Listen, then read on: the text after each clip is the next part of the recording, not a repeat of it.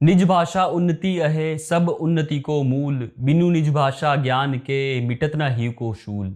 विविध कला शिक्षा अमित ज्ञान अनेक प्रकार, सब देशन से लेकर हूँ भाषा माही प्रसार।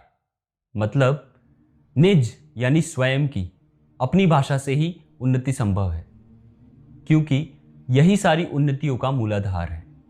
मातृभाषा के ज्ञान के बिना हृदय की पीड़ा, मन का दुख का भी निवारण संभव नहीं है।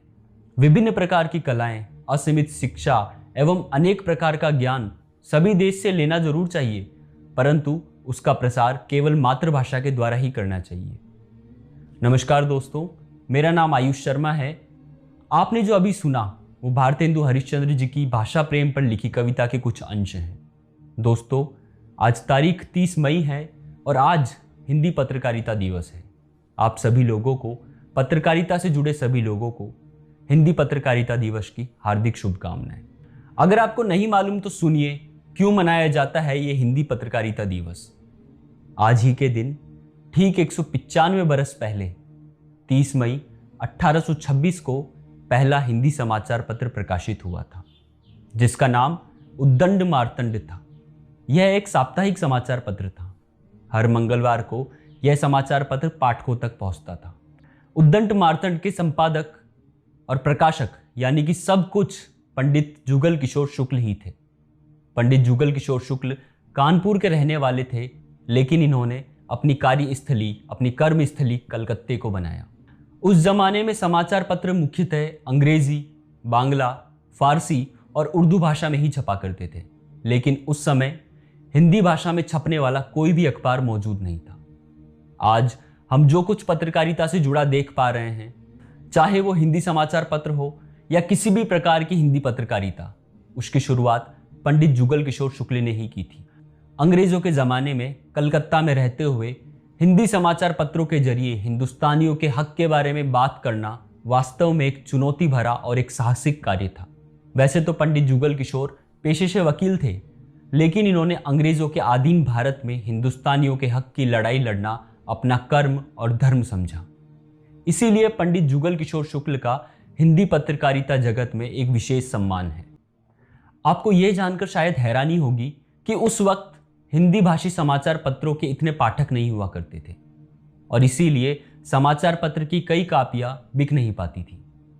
इस कारण जुगल किशोर शुक्ल को लगातार घाटा हो रहा था और हिंदी भाषी राज्यों से दूर होने के कारण समाचार पत्र डाक द्वारा भेजना पड़ता था और उस समय डाक दरें भी बहुत ज़्यादा होने की वजह से दूसरे राज्यों में अखबार भेजना आर्थिक रूप से एक महंगा सौदा हो जाता था और अंग्रेज किसी भी कीमत पर डाक दरें कम करने को राजी नहीं थे।